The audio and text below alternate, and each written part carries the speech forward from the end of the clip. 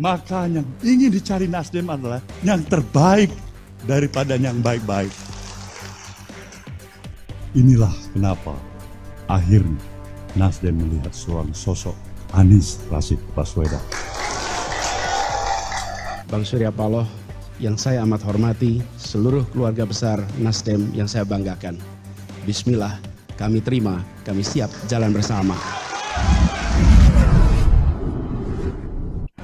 Partai Nasdem akhirnya resmi mencalonkan Gubernur DKI Jakarta Anies Baswedan sebagai capres di Pilpres 2024. Partai Nasdem mendeklarasikan pencalonan Anies Baswedan Senin siang 3 Oktober 2022 bertempat di Nasdem Tower, Jakarta Pusat.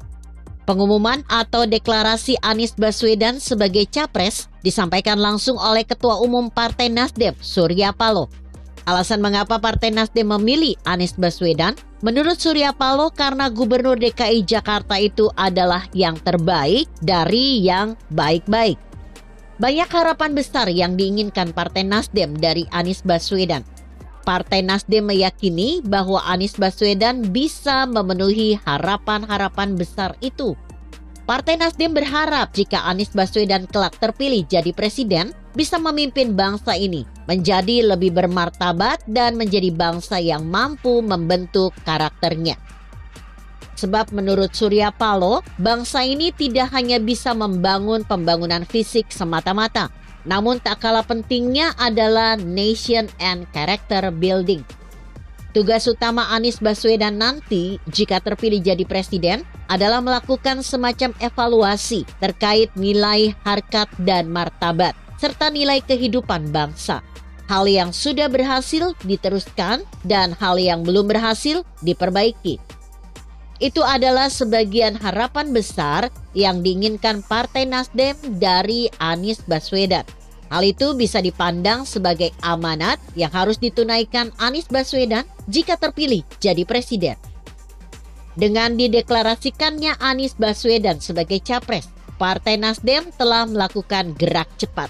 Paling tidak, Partai Nasdem tidak keduluan oleh partai-partai politik lain yang sampai saat ini belum ada yang mendeklarasikan capres mereka. Tentu saja kecuali Partai Gerindra, sebab partai yang dipimpin oleh Prabowo Subianto itu sudah lebih dulu mendeklarasikan capres mereka. Partai Gerindra dalam Rapimnas tanggal 12 Agustus lalu di Sentul International Conversation Center telah mengumumkan dan mendeklarasikan bahwa mereka akan mengusung kembali Ketua Umum mereka Prabowo Subianto sebagai capres. Selain Partai Gerindra, belum ada satupun partai politik yang telah mendeklarasikan capres mereka.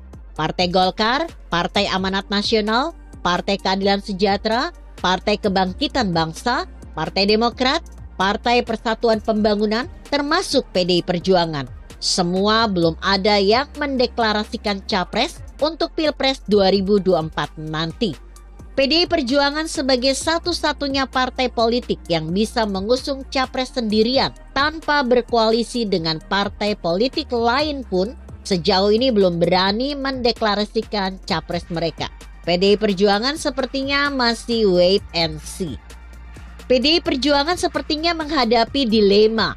Di satu sisi mereka cenderung akan mengusung kader mereka yang juga Ketua DPR RI, Puan Maharani sebagai capres. Namun elektabilitas Puan tidak terlalu tinggi.